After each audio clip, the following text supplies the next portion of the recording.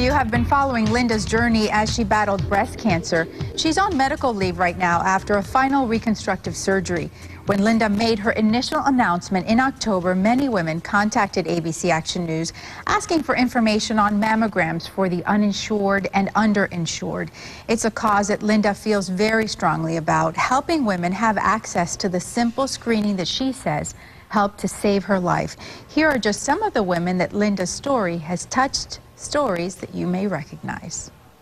I've spent my whole adult life in fear of getting breast cancer. I watched the disease ravage my beautiful mother. When I announced that I had been diagnosed with breast cancer and had chosen to have a double mastectomy, many of you were watching and were moved, not only to tears. Yeah, and in watching it, and Linda, I'll totally cry again if I think about it. But also to action.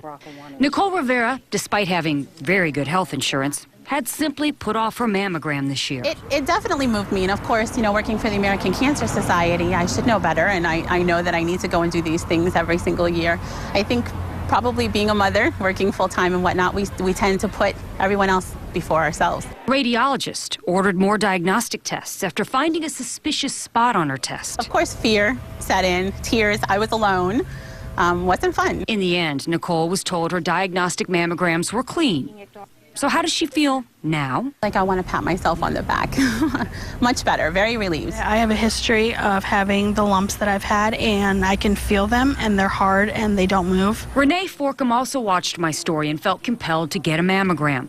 She has cost of share Medicaid and says she spent her holidays going round and round with Medicaid and doctor's offices. Share of cost Medicaid is where you'll have like an amount of money every single month that you'll have to meet first before they'll pick up the bill. Y'all want to hang the donut?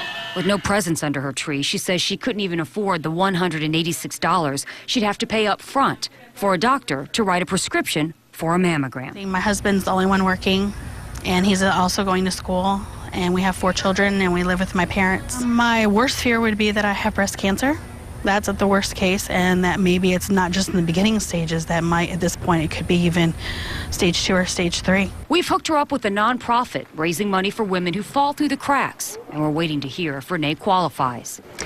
So now I'm leaving for about 4 to 5 weeks to take action for my own health. I will be back, God willing, cancer-free. And if you can do one thing for me after hearing my story, it would be to schedule a mammogram. When I look at you and when I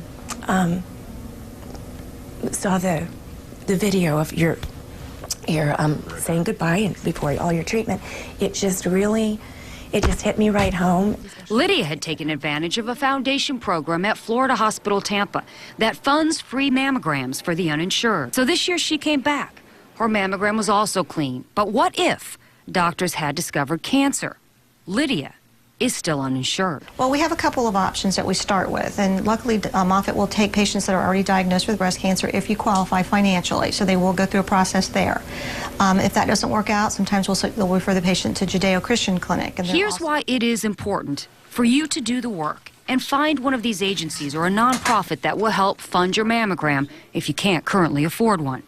Here was my mammogram in 2010. So you did have some calcifications in the lower aspect of your breast in 2010, and you had a small little group of them nearby. And here it is in 2011, less than 1 year later. But in 2011, while the group that was more posterior looked stable to me, the group that was just a little bit away from it had increased in number in terms of the calcifications. And so that was what really triggered me to say there's something going on in her breast. Had I skipped a year for whatever reason, I probably would have been diagnosed with invasive, not early stage cancer. If you're like one of the women you've just met and you're putting off a mammogram, go get one, please. If money is the issue, I've listed numerous resources on my website for the un- or underinsured in our area. I hope, as these ladies did, that you will take time to check them out and take action for yourself or someone you love. Taking action against breast cancer. Linda Hurtado, ABC Action News.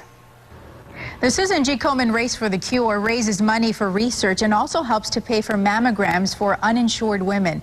Linda and I will be taking part in the inaugural race in Polk County Saturday, January the 14th. Members of ABC Action News and station employees have formed ABC Action News Team Linda. If you would like to join our team, register now. Visit KomenSuncoast.org, click on to join an existing team, and then look for ABC Action News Team Linda. She'll be on location on race day at the ABC Action News booth. And the January edition of Tampa Bay Parenting Magazine features a very personal story by Linda on how she broke the news of her cancer to her little girls. An inspiring story you won't want to miss.